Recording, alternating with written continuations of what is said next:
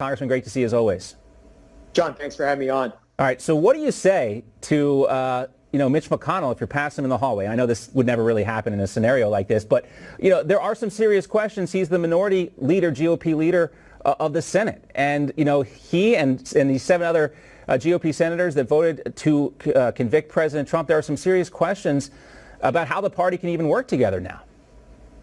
Well, 2 overriding thoughts, John. Number one is that disagreement within the Republican Party is normal. We are the big tent party. We are the party of ideas. And so when you have so many different viewpoints, you're going to have debate. You're going to have disagreements. But that's ultimately a good thing for the Republican Party and for the American people to have a party of ideas that's all inclusive. Now, within the Republican Party, what we have to do is we have to focus on exposing the far left socialist agenda of Joe Biden and the other radicals. The more time we spend attacking each other, the less time we have showing the American people and explaining to the American people that we are heading down a path towards socialism, and we've got to stop that and take back the House in 22 and the Senate, and then obviously the White House in 2024. So it's time for us to start attacking the policies of Joe Biden, not each other. Right. And you hear this emerging, I think, kind of if you read between the lines and the talking points, it's the America First agenda, right? That's what we're talking about. It's not so much President Trump, but it's the American First agenda that he really kind of laid the groundwork for.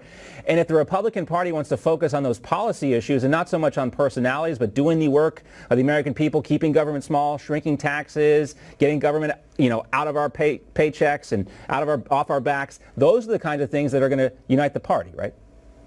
Exactly. The Trump agenda, the MAGA agenda, is here to stay.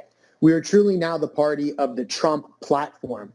Whether or not President Trump wants to have any part in it or to what extent he has in it, his imprint is here to stay at least for the next 10 or 20 years. I truly believe his impact has been that great. And it's a great platform. It's a strong America abroad that still tries to avoid conflicts when we don't have to. It's putting the American worker first. It's about holding China accountable. And we had one of the hottest economies in the history of the United States. It was particularly good for blue-collar workers and minority workers. This is something we can all get behind. We should remind the American people about Trump's achievements and campaign on that in 22. I still think we take the House and the Senate back in 22. And if President Trump wants to run in 2024, he's going to win. Because I can tell you, John, the guy who is fracking in South Dakota and Western Pennsylvania, the fact that he believed that Joe Biden was not going to declare a war on oil and gas, day number one, right. He saw immediately that Joe Biden is not putting the American worker first, and that was going to be the downfall of Biden and Harris. Right. Jobs, getting kids back in school, those are the types of things that, a lot of America remembers from the Trump years, and they look back on this fondly. Let's talk a little bit more, though, about Bill Cassidy and Richard Burr. I want to focus specifically on what Cassidy said about the way he voted. Here he is.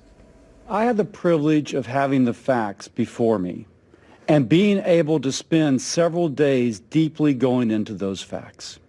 As these facts become more and more out there, if you will, and folks have a chance to look for themselves, more folks will move to where I was. People want to trust. They want to trust their leaders. They want people to be held accountable. Now, I'm attempting to hold President Trump accountable. And that is the trust I have from the people that elected me. And I am very confident that as time passes, people will move to that position. Okay, a couple things about this. First, do you agree with him that over time more people will move to this position where he is? No, I don't. I think that as time unfolds, we're going to see that a lot of the acts that happened on January 6th were premeditated acts. So unless President Trump was a time traveler, he could not have incited people to prep to attack the Capitol building days before. I mean, it's absolutely ludicrous. Also, John, if you think about it, the fact that these senators went along with this highly political and partisan move, it scares me because due process was not involved in this trial or this impeachment. The Senate didn't even hear witnesses. The House didn't have any investigation. They rushed it through the Rules Committee, which I sit on. So that should scare everybody. And Senator Graham said it best over the weekend. He said the Democrats have opened Pandora's box. Because when we take back the House in 22, we can then impeach Vice President Kamala Harris for her involvement in bailing out those that were violently rioting and looting during the so-called Summer of Love. That the door is open. And we can expand that also to people like Tlaib and Omar, who've said incredibly dangerous and frankly anti-Semitic things. Congressman, when the Democrats had Is that seriously what you're talking about, going on down the list? Vice President, members of Congress, is it going to be, impeachment after impeachment if you guys take back control of the House? Well, two quick thoughts. I'm not saying that's necessarily going to happen, but I will say that Pandora's box has been opened. To paraphrase Senator Graham, we've lowered the bar for impeachment so low that it's now merely a partisan exercise, no due process, no investigations, no witnesses. That should scare everybody. If we just take a step back, this does not bode well for the future of America. What we saw in the second impeachment of President Trump is cancel culture on steroids. And if they can go after President Trump, if they went after him yesterday, if they went after Marjorie Taylor Greene last week, what's to stop the mob from going after you? And you might think that I'm being dramatic, but it is cancel culture when your daughter doesn't get into the school of her choice because there's pictures of her at a Trump rally.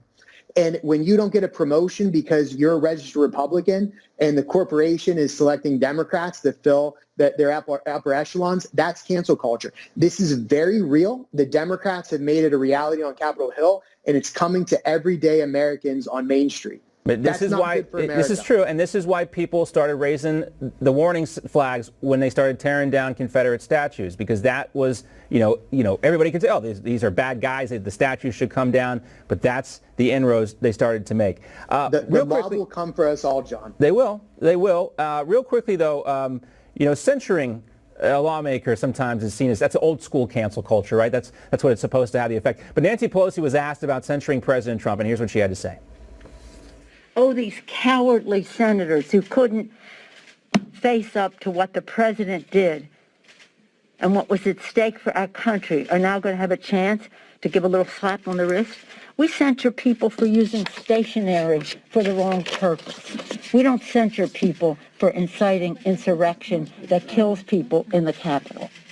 It's amazing, Guy, to kind of listen to the logic and reasoning that Democrats are using to try and justify and say that this was actually worth it. Nancy Pelosi doesn't want to censure President Trump. She says it's a slap on the wrist here. But, why did they go through this whole entire process if they knew at the end they didn't have the votes to get the conviction? Well, they did it because their coalition is incredibly fractured, and we on the right oftentimes forget that. There's not a lot in common with their different interest groups that they've cobbled together. So they need to have opposition to keep their coalition together. They're also beholden to their far-left radical and rabid base who demanded a second impeachment. So instead of focusing on issues that would unite us and that could work around, the Democrats from day one decided to divide us. And Nancy Pelosi calling Republicans coward. The cowardly act is not removing people from committees, especially Omar, who sits on that Foreign Affairs Committee.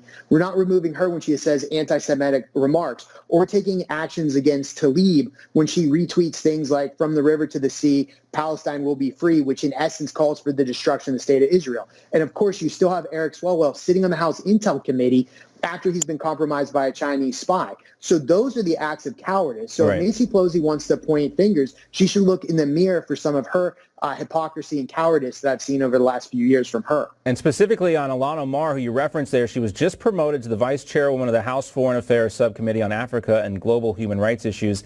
A promotion where Marjorie Taylor Greene gets stripped of all her committee assignments. And that just goes to show you, some of this stuff I think is done, Guy, for effect. They don't want to really, some of them don't really want to convict President Trump. What they want to do is use this, and you're hearing this talking point today, that we can't get the 60 votes needed to convict President Trump, so we got to get rid of the filibuster. And they're right back to this conversation.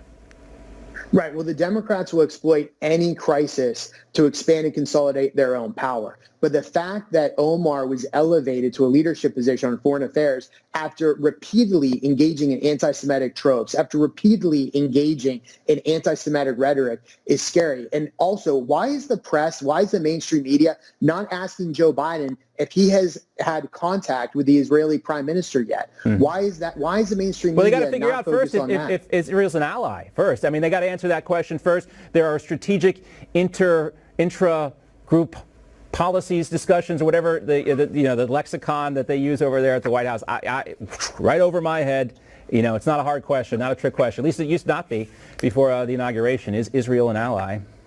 Anyway, hard to know these days with the press secretary. Guy Reschenthaler, thanks so much. Congressman, we'll see you soon. Thank you.